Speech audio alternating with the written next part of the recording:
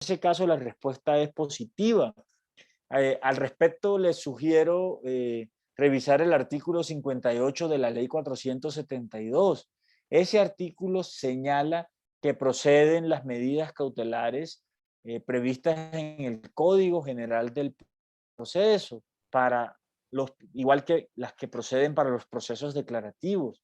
Esa norma debe conciliarse con la regulación de las medidas cautelares previstas en el artículo 299 de la Ley 1437-2011. Y como les señalé cuando revisamos las acciones de tutela, pues deberá determinarse de acuerdo a la naturaleza y de acuerdo a la necesidad de las pretensiones, cuál de las medidas cautelares se puede solicitar en este proceso de acción de grupo. ¿Cuál es el término para rendir alegatos y proferir sentencia? Al respecto, por favor revisen el artículo 63 de la ley 472. Ese artículo señala que las partes tienen 5 días para presentar alegaciones finales. 5 días, recuerden, para presentar alegatos. Y según el artículo 64, el juez tiene 20 días para proferir sentencia. 20 días para proferir sentencia. Finalmente, el artículo 65 señala cuál es el contenido de la sentencia, cuáles serán las disposiciones que debe adoptar el juez en esa sentencia. Entonces, la primera disposición naturalmente será que el juez puede ordenar el pago de una indemnización colectiva, ¿cierto? Que además debe contener la suma ponderada de las indemnizaciones individuales. También esa sentencia deberá contener el señalamiento de los requisitos que deben cumplir los beneficiarios que han estado ausentes del proceso, a fin de que puedan reclamar la indemnización correspondiente en los términos establecidos en el artículo 61. Esto aplica para las personas que solicitan la vinculación dentro de los 20. El monto de dicha indemnización se entregará al Fondo para la Defensa de los Derechos e Intereses Colectivos dentro de los 10 días siguientes a la ejecutoria. Digamos que ese fondo, tengan en cuenta que ese fondo es administrado por el Defensor del Pueblo, y a cargo de ese fondo se pagarán lo siguiente, a cargo de ese fondo. Las indemnizaciones individuales de quienes formaron parte del proceso como integrantes del grupo, según la porcentualización que se hubiere precisado en el curso del proceso. El juez podrá dividir el grupo en subgrupos para efectos de establecer y distribuir la indemnización cuando lo considere conveniente por razones de equidad y según las circunstancias propias de cada caso. También en ese fondo se pagarán las indemnizaciones correspondientes a las solicitudes que llegaren a presentar oportunamente los interesados que no hubieran intervenido en el proceso y que reúnan los requisitos exigidos por el juez en la sentencia. También se ordenará la publicación por una sola vez. Esa sentencia del juez también deberá ordenar la publicación por una sola vez de un extracto de la sentencia en un diario de amplia circulación nacional dentro del mes siguiente a su ejecutoria o a la notificación del auto que hubiere ordenado obedecer lo dispuesto por el superior, con la prevención a todos los interesados igualmente lesionados por los mismos hechos y que no concurrieron al proceso, para que presenten ante el juzgado dentro de los 20 días siguientes a la publicación para reclamar la indemnización. La otra orden que puede adoptar el juez dentro de ese proceso es la liquidación de las costas a cargo de la parte vencida, ¿cierto? Teniendo en cuenta las expensas necesarias para la publicación de ese extracto de la sentencia en el medio de amplia circulación. Otra de las órdenes que puede dictar el juez está relacionada con la liquidación de los honorarios del abogado coordinador. Esa liquidación corresponderá al 10% de la indemnización que obtenga cada uno de los miembros del grupo y que no hayan sido representados judicialmente.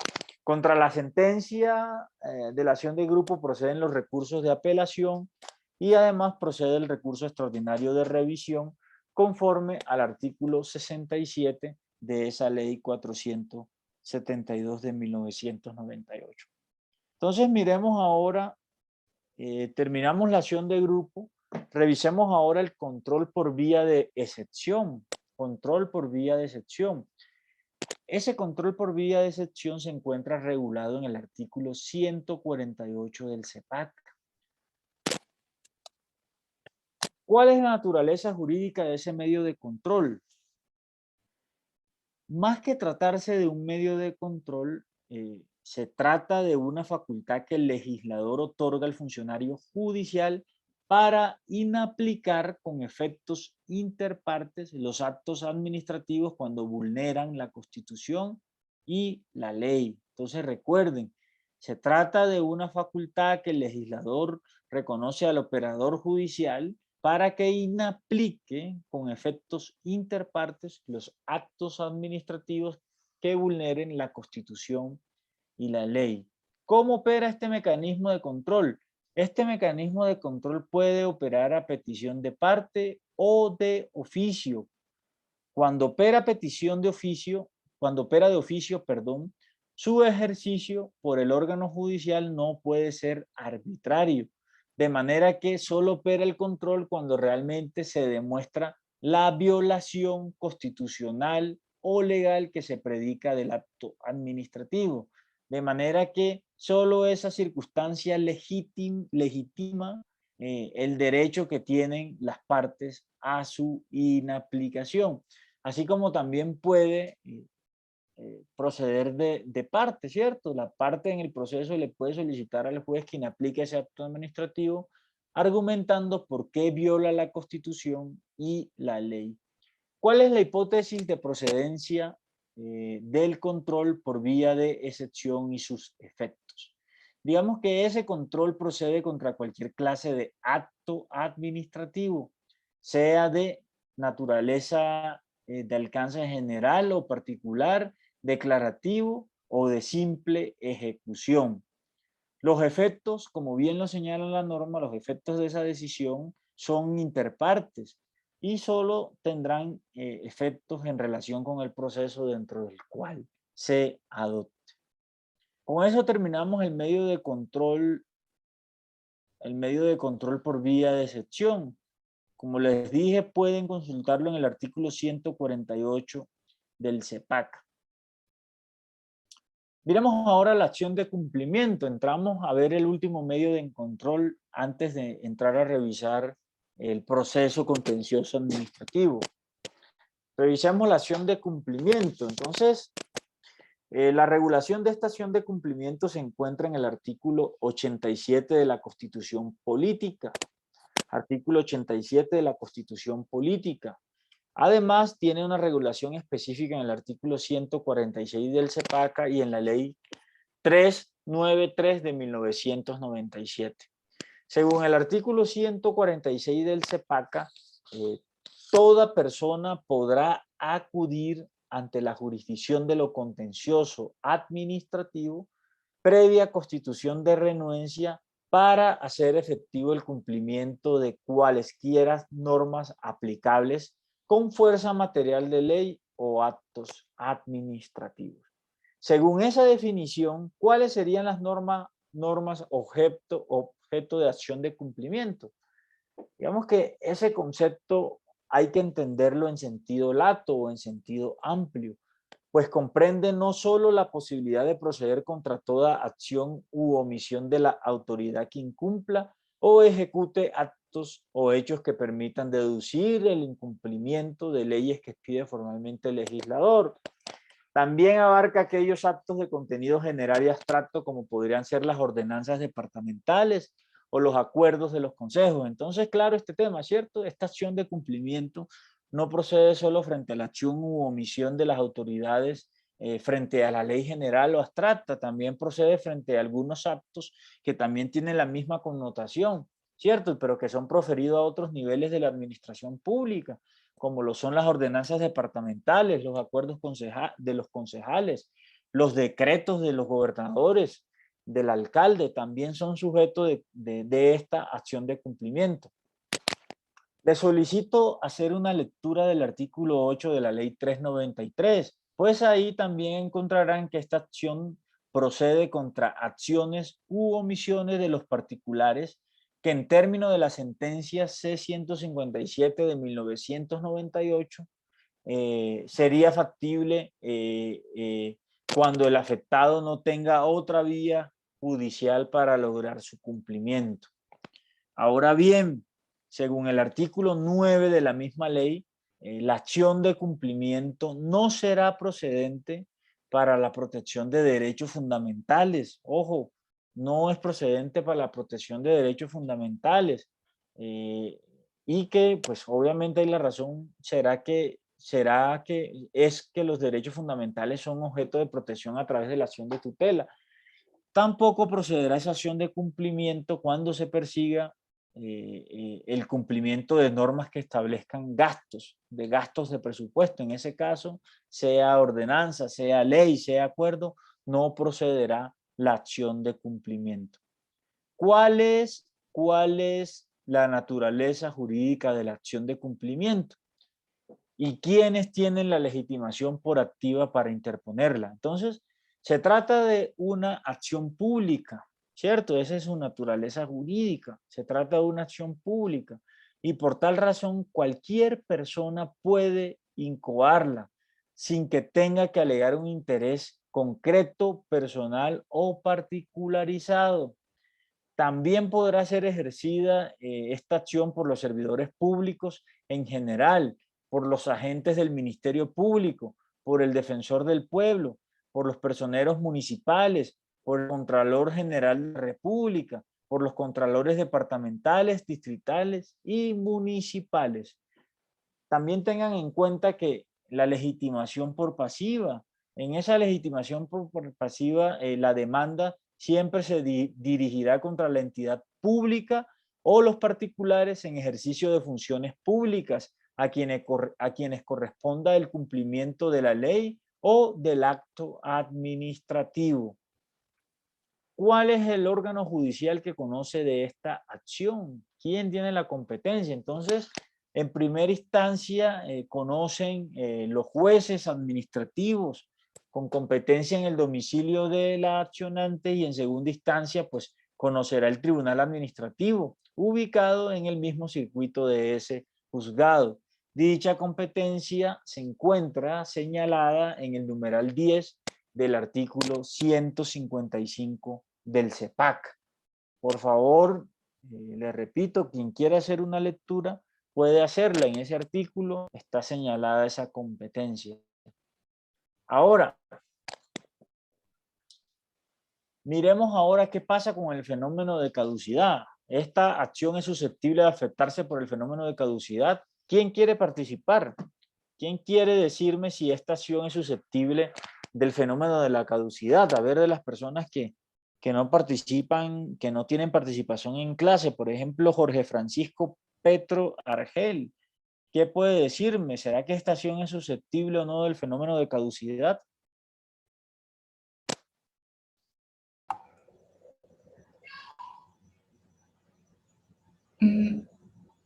¿El estudiante Jorge Francisco Petro Argel se encuentra? Sí, doctor, sí me encuentro. Ah, ok. ¿Podría indicarme si esta acción de cumplimiento es objeto del fenómeno de caducidad, le afecta el fenómeno de caducidad? No importa que no sepa la respuesta, pues digamos, dígame cuál es su criterio al respecto, ¿no? ¿Qué piensa usted de esto? Pues, ¿Tiene doctor, caducidad o no tiene caducidad? pienso que sí tiene caducidad. Porque hay un tiempo, debe haber un tiempo específico para solicitar el cumplimiento de lo pedido. Ok, ok. ¿Quién más? ¿Quién quiere apoyar? ¿Quién Doctor quiere Magda Jiménez.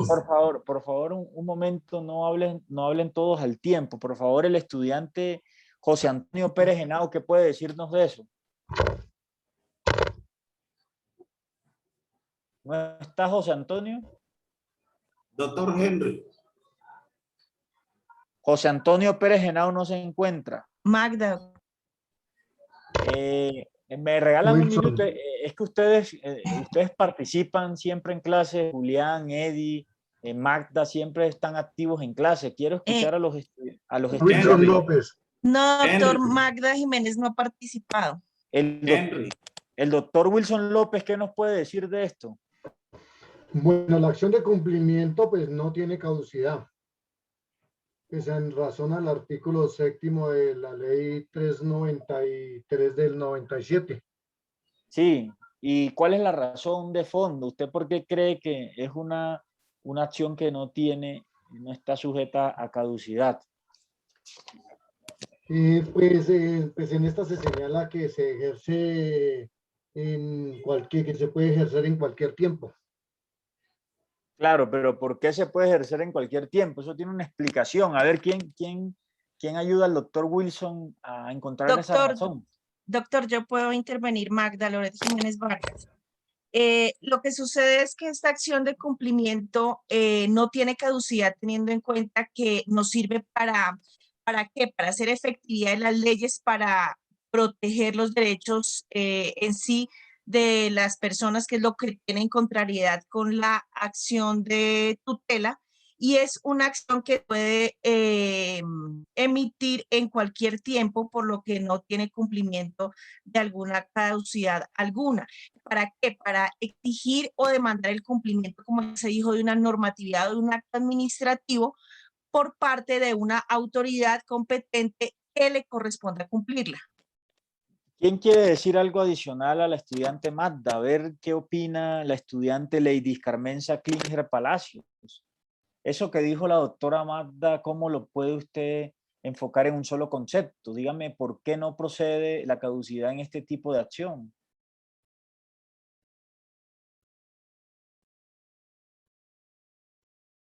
Lady Carmenza Klinger Palacio, ella está en clase, yo la llamé a lista y aquí tiene el chulo de asistencia. ¿Qué me puede decir al respecto, lo que se le ocurra?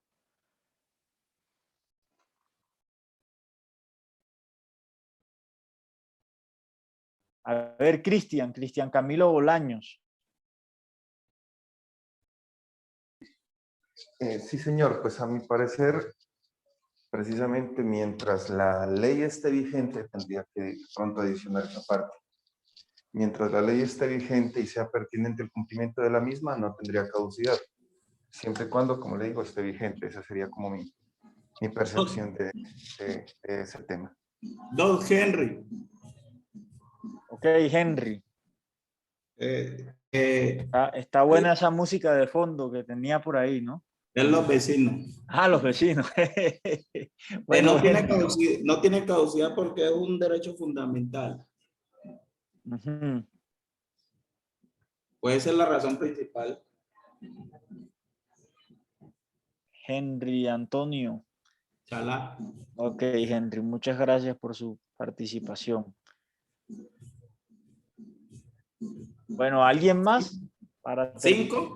¿Alguien más para terminar? No, pues eso no, Doctor, buenas noches. No tiene la connotación del derecho fundamental. ¿Sí? Jesús Osorio. Jesús Osorio. Bueno, Jesús, dígame y terminamos la clase por el día de hoy. A ver, doctor, yo creo que la acción no tiene caducidad porque ya es un derecho adquirido, ¿sí? Ya es una orden de cumplimiento, pues por eso pues, ya no tiene caducidad, solamente es solicitar pues, que se haga efectivo. Bueno, muchachos, entonces mañana continuamos con este tema. Muchas gracias a todos por su participación. Mañana continuamos con este tema de la acción de cumplimiento y yo creo que Dios mediante mañana empezamos a ver el proceso contencioso administrativo. Muchas gracias a todos por su participación. Gracias, doctor. Buenas noches, compañeros. Que descansen. Nos vemos mañana. Compañeros. Muchas gracias por la participación. Es muy valiosa lo que ustedes pueden decir. Listo, doctor. Muy formal. Hasta luego. Derecho, Buenas noches, doctor, muchas buenas noches. gracias. un derecho fundamental. Derecho constitucional.